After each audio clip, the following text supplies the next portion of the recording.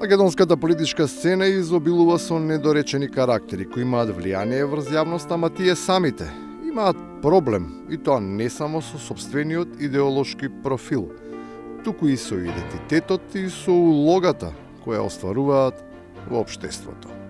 Често пати сам себе се прашам дали тоа сум јас. Веројатно дека е така. Ако е така, од она што е очигледно не би требало да се има дилема и да се верува во нешто друго. Тогаш мегданот е отворен за директно да се влезе во него за да се оствари тоа што е и целта на секоја политичка битка. Но не секој би сакал, по секоја цена, да биде власт. Има разлика во пристапот. Јас во политиката не се борам за да добијам глас плюс.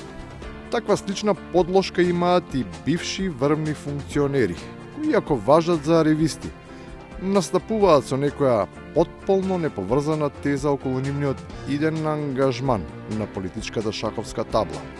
Па не се знае дали натежнуваат кон потези кои се влечат од алтористички причини или од пресметан егоизам.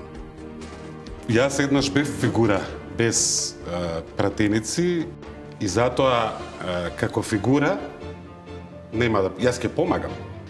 Меѓутоа нема да бидам фигура, ќе бидам од оваа страна, меѓутоа пак ќе се бавам со политика.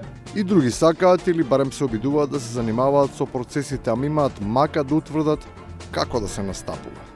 Дали да се биде смел или да се потклекне. Или можеби, како што тие сметаат, треба да се направи некоја комбинација од тие карактеристики.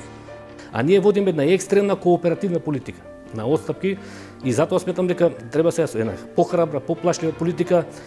И навистина не се знае кој пат да се избере, особено кога сите очи на светот се вперени во Македонија. Толку многу сме во фокусот што сите ги интересираат нашите интерни кавги околу уставните измени. Особено тие кои тоа и ни го наметнаа. Можам да ви кажам дека за последните неколку месеци, дури би рекол некаде од почетокот на летото до сега, е 2 ноември сме денес, јас практично една единствена информација во врска со Македонија или односите меѓу двете земји не сум видел на главните телевизии.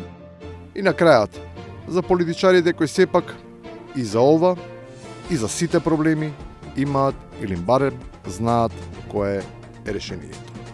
Оној што ќе дојде на власт, тој ќе треба да има волшебно стапче за да успее брзо да ја врати државата во кондиција. На Македонија не и треба ниту магично, ниту волшебно. Доволно е само стапче. Ама конечно да заигра.